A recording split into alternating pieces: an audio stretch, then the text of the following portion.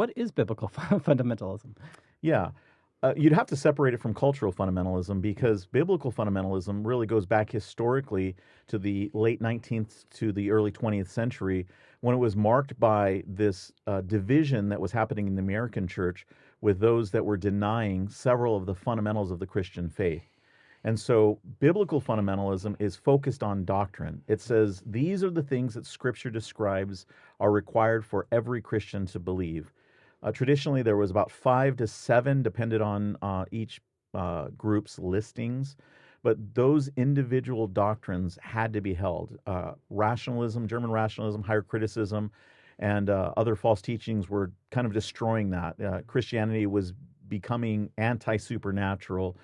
The Bible was being claimed to have errors, all kinds of issues, all kinds of things were being denied, the deity of Christ, the virgin birth, things like that. And so biblical fundamentalism seeks to reclaim those things and say that's what we're about. There are important secondary issues, but the reality is those primary issues are what we really want to focus on.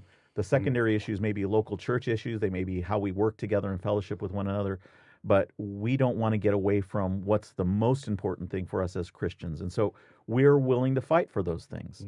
Classic Christian doctrine has always been what the church is willing to fight for, and that's where we're at.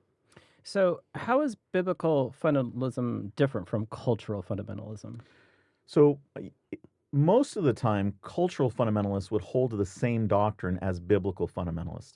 They would have the same issues, except for cultural fundamentalists often overlay those doctrines with additional cultural things. And it's very American in many ways. If you see it outside of the United States, it's usually because cultural fundamentalist missionaries have taken it over there.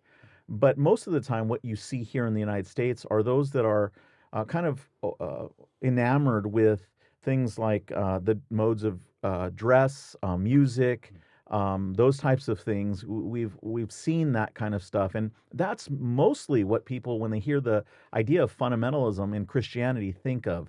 They think of the guy that's screaming and ranting and raving about the length of guys' hairs or the length of women's hair, skirt lengths, the type of Christian music that's being used in the church.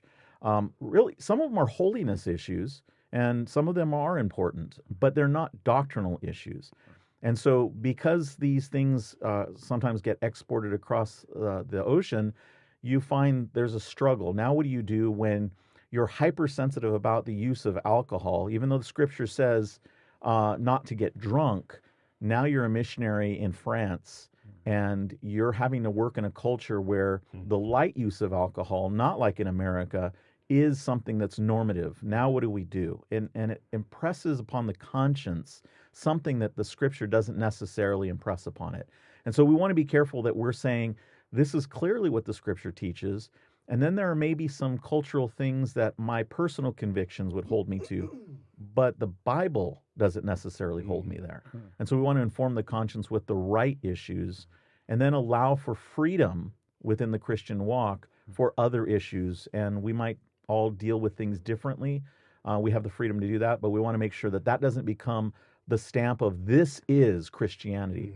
And if it's added to these things, then it shouldn't be added to it. And so biblical fundamentalists are concerned with making sure we knock all the barnacles off the good ship Bible church and make sure that it's smoothly sailing and it's not building up all of these cultural problems that may or may not be important, but are not part of what fundamentalism has always been historically, and then later on was added to it. Wait a second. Doesn't the Bible tell us what color carpet should be in our churches? And if we should have guitars or drums on stage, or if we should only use a certain translation? Are you saying that the Bible doesn't actually dictate those types of things that are so customary to fundamentalism? Yeah, and you would have a lot of people that would argue certain things that, that's there, and they would take them as kind of things that are drawn from the text, but we would say no, that's not there. Yeah.